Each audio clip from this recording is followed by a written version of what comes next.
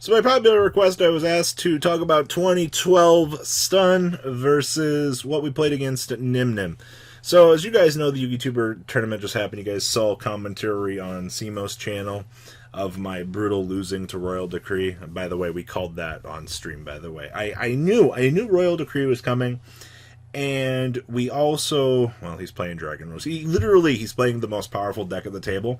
The only real advantage I got was 2012 was the year in which I topped my last event. So we actually based everything that we knew on, well, we were messing with gadgets. All right, so this is fundamentally where we started. So for those of you that don't know, I topped SJC Indy, or YCS Indy, yeah, YCS Indy 2012. So my advantage was 2012 was like my hotspot. All right, so we actually got to mess around with the most broken of stuff, and as you guys saw, well, you know, I know gadgets. Windups existed in 2012. We had the really crazy stuff, but I can't play windup when my opponent is literally going to bring dragon rollers to the dinner table. All right, like that would be completely dumb, literally. So I'm still disappointed that we lost this. I was going to do commentary on this, but nah, everybody else has done it. So I do want to, let's go back here to this, and we're going to take a moment and talk about what you guys saw. So, in the year 2012, gadgets, the machine engine was my thing, but what I knew against Dragon Rulers, because I messed around with a lot of stun concepts online back in 2017 and earlier, and 2013. What am I thinking? So 2013 rolls around. I'm like, okay, cool. So the only thing that you can do to beat this deck is, yeah, unfortunately, I have to do a couple things, because Blaster's just going to mill through all of your stuff. So Dragon Ruler's going to just, oh, Blaster's a free pop on your stuff. That's why Save Zone on the Ophion was always such an important thing in that format. So we had to take our knowledge of every good floodgate in the game. So we get access to the emptiness. We actually have access to the maxi. So here's where the contradiction of things I feel is going to be the first downside the players are going to look at when you have to bring a 2012 deck to a 2013 fight, okay? So yes, maxi does draw you cards. Yes, Droll Lockbird stops you from drawing those cards. If you resolve maxi and then you draw into the Droll Lockbird, you're playing stun, alright? You have to cease your opponent's actions ASAP. Yes, you can draw all the cards you want in the world, but if you're in that going second position and you do not have that recovery play at all, okay, then you're going to lose the game. Max C allows you to draw into those cards. This is your immediate hit that button and make your opponent stop playing the game, alright? That's why this card was so important. Now, fundamentally, yes, these two do not work underneath Mr. Floodgate Kun here, but you have to make the immediate sacrifice decisions here, alright? I need cards that let me go second, and cards that let me go first. This card lets me go first, this card lets me go first. Lets me go first, lets me go first. These cards let me go second, alright? If you're losing that dice roll, you don't get a say in the game, alright? So you have to bring what you can to the fight and hope for the best, okay?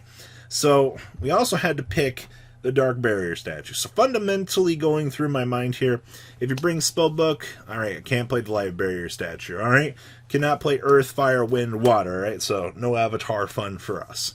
So we literally have to play the ugliest barrier statue in the room, because we cannot let the opponent play the game, okay? Spellbooks exist in 2013, no go there, so Dark is the only option. Okay, now we're going to start here. So Banisher, okay? Yes, I know my opponent's monsters do get their effects when they are banished. That is fine. Problem is, his fat butt can sit on the field and be what he needs to be. He can be a 1600 Floodgate Eater. All he's got to be is bigger than my opponent's monsters. Smile. I love how Simo Nim Nim, nobody caught this, by the way. This is an ancient tech from the 2013-2012 format, because we do not have Phantom Knight cards, alright? So, yes, this was very good. Alright, so we already talked about the Barrier Statue of the Abyss. Literally the only choice I have for Floodgates. Alright, Triple Droll and Lockbird.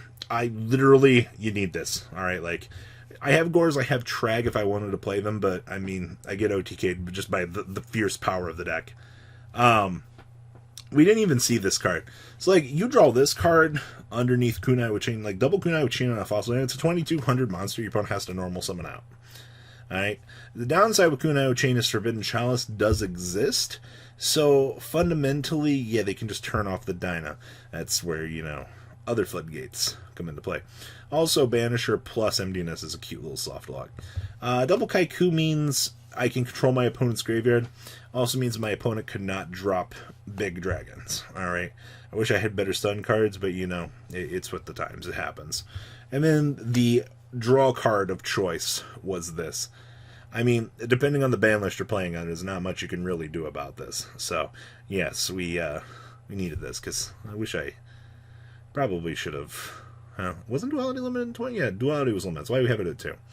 Okay, so the only spells we're playing are Dark Hole and literally 2 Duality. Okay, so this was our board wipe reset function, and this was we can deck then a little bit. Alright, pretty self-explanatory there.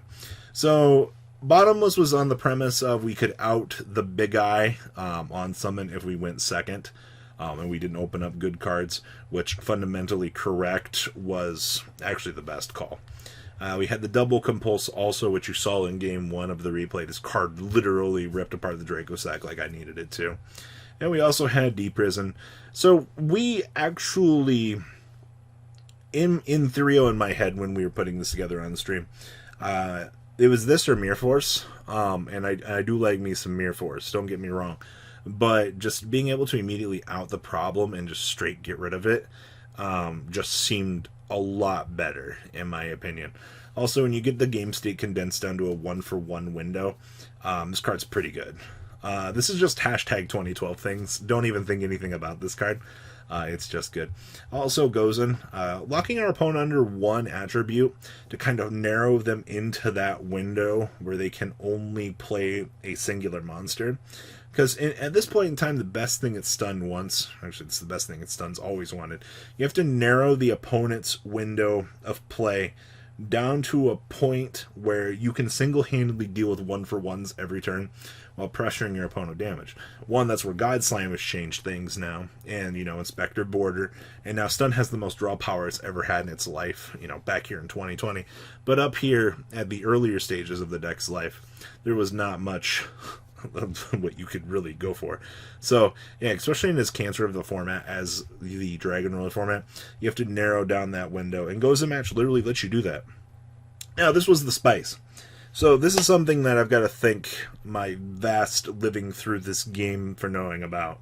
So, activate one or both of these effects simultaneously. So, when opponent's monster declares an attack, target that attacking monster and change it to defense mode. So, you literally rotate something to defense mode so you can run over it via battle if it's, you know, got higher attack points, and you can add it in defense mode.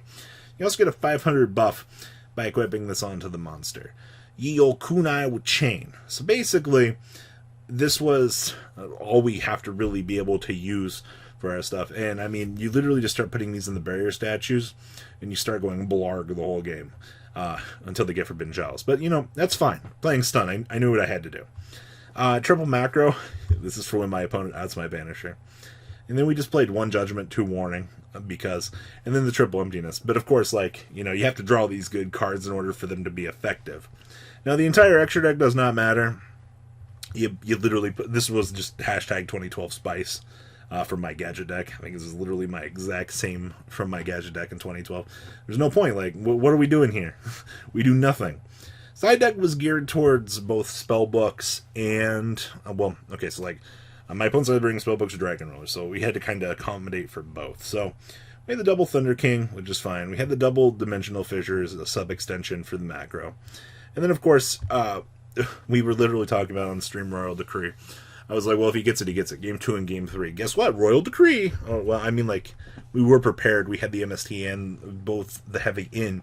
But, you know, you got to draw these cards for them to be impactful, so that happens. Literally, your opponent draws Royal Decree, you lose. Like, that's the cost that you make to play this deck right now. So, fundamentally, I knew what I was getting myself into. Was it good in application? Yeah, this was everything I wanted. Then we had the triple anti-spell for spellbooks, and then we had the triple Imperial Iron Wall, also to double down for either matchup. But, I mean, Honestly, the main deck was more reactive for what I felt was going to be the best play for 2013. I don't have any problems bringing this to any, like, no problem. Like, I think that this was probably the most optimal I could have made for the main deck. Side deck probably would have been a little bit more geared towards things, but like, I also had to consider for water and Evil Swarm, and I also think we had to factor for fire. So we had Fire Fist. So literally, when your entire pool is, okay, so I could play windups, and then my opponent's like, oh, bring Dragon Rolls. I'm like, okay, I lose. Against Spellbooks, yeah, I can loop them, but the 2013 meta versus the 2012 meta, like, you're here, they're all the way up here. So, like, you have to make choices and sacrifice to adjust depending on the metagame. And there's not really much that you can do with just that jump in level. So, we lost the dice roll, but we still somehow won game one. I don't even know how. Oh, yeah, I do. This card is really good, by the way. Shout out to Kunai with Chain, by the way. I did my job with this. So, we lost to Nim Nim, but it's fine. I don't really care. I'm more happy that we got to build this beautiful monstrosity. A blast from 2012. It feels good, guys. Please! Leave a comment down below, tell me what you guys think. Congratulations, Nim Nim, for thoroughly trouncing me, but you know what? It's all good. Kunai with Chain is best card. Right, guys? Alright, guys, I'm out. Peace. Thank you, patrons, for making the ride never truly end. Without you guys' support, well, I would probably be doing Truffle Shuffle videos for a living. Guys, please check out VanCall40 for all of your Cardfight Vanguard content brought to you by MCall40. And if you are looking to pick up singles, check out mcallgames.com for your trading card game needs. Thanks for watching, everybody.